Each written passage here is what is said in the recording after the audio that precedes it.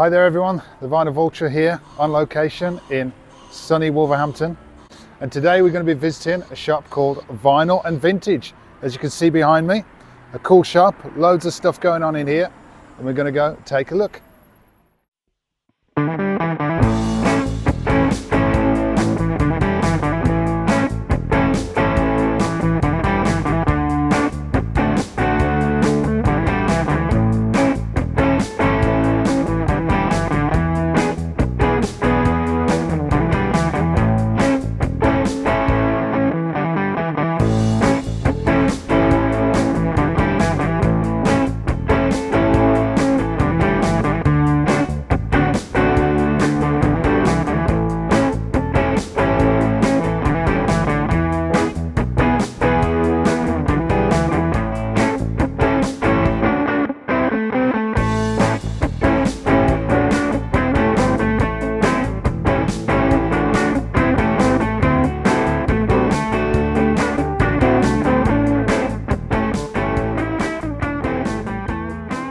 So that was Vinyl and Vintage in Wolverhampton.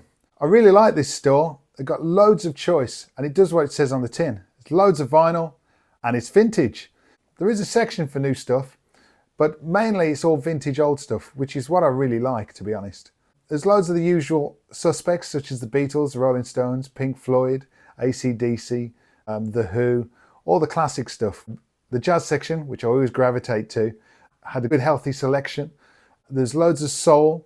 Loads of easy listening actually, which is always the cheapo section. Pop and rock and heavy metal, punk, all kinds of things.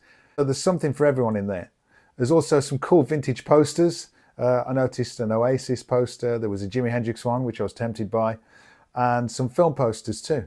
A few guitars available in there that had been signed. I can't remember by who though, so you might have to go in there and check for yourself. There's loads of old fanzines and music books, which look quite collectible, Beatles things and old bits of memorabilia. There's also a good selection of CDs. Now, I'm not a big buyer of CDs. In fact, I haven't bought a CD for about 5 or 6 years, but I know some people are getting back into it.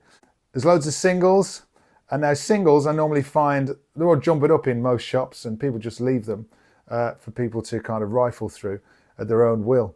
But in here, they're all very well organized, and there's even a display board for all the more expensive and rarer singles. Up on the back wall there was some rare pieces, lots of jazz and soul records that you don't see too often. There was also a Paul Weller album that I was really tempted by, and I may go back and get at a later date if it's still in there. There's also some band t-shirts if you're interested in those. I'm not sure if they were vintage or not, but there was plenty of choice either way. Claire, who runs the shop, is super helpful and very friendly. She tells me she has a Discogs site, so anything that isn't on the shop, you can always check on there to see what other goodies she's got coming in. All in all, Vinyl and Vintage is a great record store, although I must confess, I did go there for the first time last summer and bought a vinyl record, but so this is my second visit. So what did I get from Vinyl and Vintage? Let's take a look. First up is this, Jack Bruce Harmony Row. I paid a whopping £10 for this. The cover's in good condition, as you can see, with the gatefold. There's Jack and his friend Pete Brown. The vinyl is in very good condition, I would say. Plays lovely. I did have to clean it, but that's fine. For £10, I was well pleased with this. I'm a huge Jack Bruce fan, so finding any Jack Bruce pieces is always a treat for me. In fact, I'm such a big Jack Bruce fan, I even have a Jack Bruce bass. Look.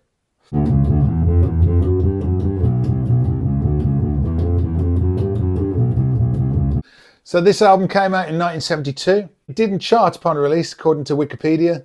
I think people were expecting a bit more of Cream, which Jack Bruce was a member of, and he wrote all the hits and sang and played bass in that band.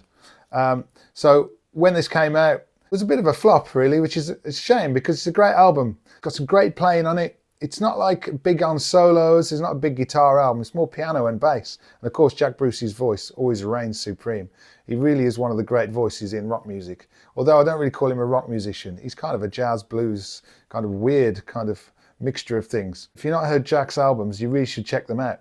They're not always easy listening, but they're very interesting, and there's loads of great melodies, loads of great playing. So this album was his third album, I do believe.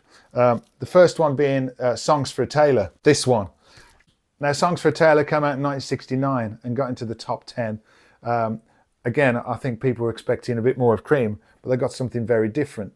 Jack Bruce said this was his favourite solo album that he'd ever made. It used to be mine, but since then it's changed. It's another album called Out of the Storm. Ta-da! Apparently Jack wrote the whole album in one afternoon after smoking a joint. If only it were that easy, eh? I'm not sure if it's true or not, but it's certainly a great story. So there we go. Jack Bruce, Harmony Row, check it out. You can listen online, but just go and buy it from a vinyl store. It's always much better. Next up was this beauty. Wes Montgomery with the Wynton Kelly Trio, Smoking at the Half Note. Now, I used to have this album on CD, and I always loved it. It was on constant play in my car at one point. Wes Montgomery influenced just about everyone in guitar, not just people in the jazz world like George Benson and Grant Green, but he also influenced Steve Howe from Yes, Andy Summers from The Police. I can even hear he's playing a little bit in things like The Smiths and The Jam. It really is a huge influence on music, Wes Montgomery. Half of it was recorded in the studio because they weren't quite happy with the results. But online you can hear the whole thing. I'm really pleased to get a copy of this on the original mono on the Verve label. The cover is in fantastic condition, as you can see, for a 1966. It's even got the fold over cover at the back. The vinyl on the Verve label is spotless. It's really great. And I paid £50 for this, so I was well pleased. So it's hardly been played. I think someone thought, I like the look of that album, and then put it on and went, I don't like the sound of it, and just left it in their collection for 50 years or 60 years or so. But I'm going to play this to death because I love this album and I love the sound of old mono records, especially on jazz albums. I do love a mono record. There's my finds at Vinyl and Vintage. I've had a great time there and I'll definitely be paying another visit. So get yourselves down to Vinyl and Vintage in Wolverhampton. I hope you've enjoyed this episode. Don't forget to like and subscribe, and I'll see you on the next one. Bye.